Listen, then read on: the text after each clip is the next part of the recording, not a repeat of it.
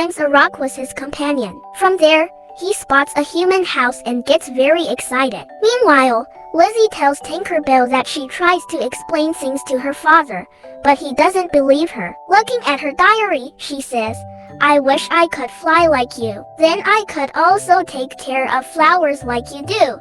Tinker Bell brings some fairy dust and sprinkles it on Lizzie, making her float in the air. Lizzie enjoys flying and quickly learns how to do it. At the same time, all the fairies enter the house. Vidya says, there's a little girl who trapped Tinker Bell in a cage, and there's a big human in the house who doesn't like fairies and tries to capture them. But the biggest threat is a cat that lives here.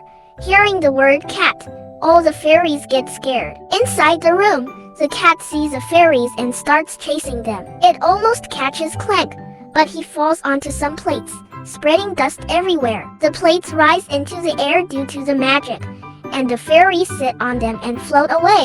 The cat jumps on the plates too and starts attacking the fairies. The loud noises draw Dr. Griffiths into the room. Seeing the mess, he says, "It looks like a storm hit this place. And how did your footprints end up on the walls?" He demands Lizzie tell him the truth. Lizzie pleads, "Won't you believe me?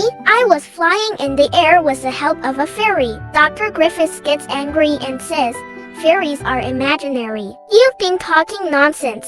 Lizzie tries to explain and shows him her diary. Dr. Griffiths snaps, "I gave you that diary to write facts about the real world, not to fill it with fairy tales."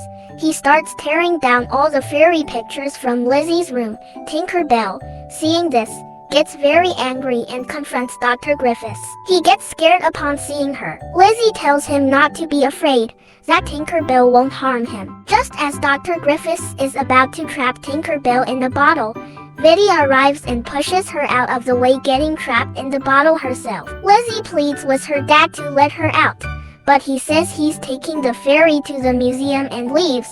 Lizzie tells Tinker Bell, "Dad is taking a fairy Vidya to the museum. We have to stop him." The rest of the fairies arrive riding on the cat. Seeing this, Tinker Bell says, "We have to save her. It's still raining, making it hard to go outside." Ink says she can take Lizzie to town. The fairies sprinkle fairy dust on Lizzie, and she begins flying again, leading the fairies toward the town. Ink spots Dr. Griffiths' car and follows it, trying to stop it, and she succeeds. But unfortunately, the car has already reached the museum. Lizzie tries to stop her dad from going inside. He's surprised and delighted to see her. He hugs Lizzie and releases Vidya from the bottle. All the fairies sprinkle fairy dust on Dr. Griffiths, and he starts flying too. He laughs and plays in the air with Lizzie. The next day, all the fairies enjoy tea with Lizzie and her dad. Dr. Griffiths reads aloud the story Lizzie wrote. Terence also joins them, and that's where the story ends.